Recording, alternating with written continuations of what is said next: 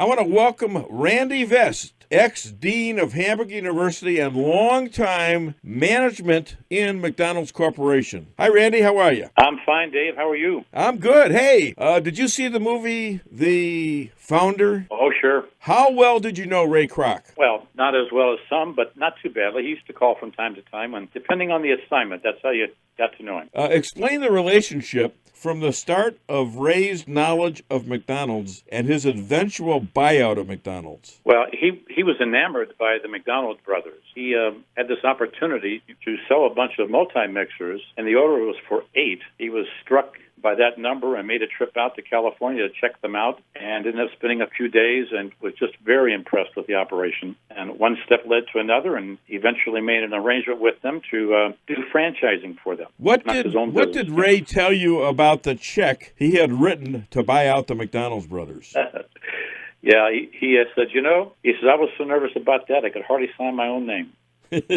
Hey, was Ray right to be angry with the McDonald brothers? Well, you were dealing with some A-level personalities. And, yeah, he signed a deal with them that actually had a number of restrictions that, being the entrepreneurial type he was, he just couldn't live by. So, frankly, he started breaking some of the rules. After the buyout, Ray was miffed when he found out that it didn't include the original McDonald's in San Bernardino. What did Ray do about it? Well, very competitive guy. He just built a restaurant across the street from them, about a block away, and eventually put them out of business. Now, he had bought the name, too, so he actually made them the McDonald's brothers take their own name down. Is that correct? Oh, yes.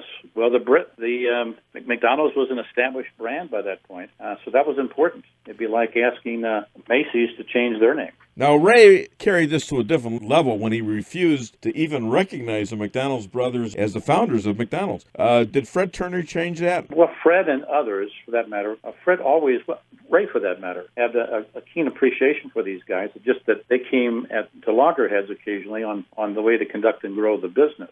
So he took it personally. So he didn't give them the credit that he had before once he started developing the business, once he was really growing it. So were there a lot of differences between the film and actual history? What was the most significant difference? Well, there were a number of things, anywhere from 18 to 24 factual inconsistencies. But probably the only one that really gets that much attention is the way the deal was portrayed. The deal meaning the ultimate acquisition of the business from the McDonald brothers. All right. Well, you know what? We're gonna go into detail maybe at a future time. By the way, second opinion from a doctor is different 90% of the time. Did you know that?